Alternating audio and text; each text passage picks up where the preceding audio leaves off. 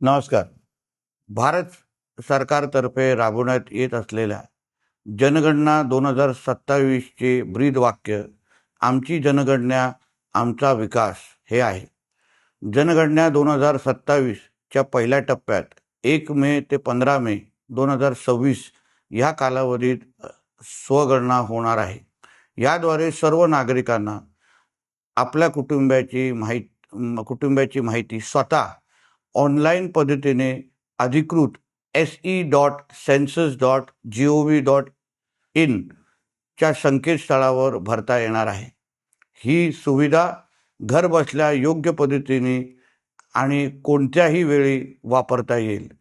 ही स्वगणना प्रक्रिया ही पूर्णपणे अत्यंत गोपनीय आणि सुरक्षित आहे.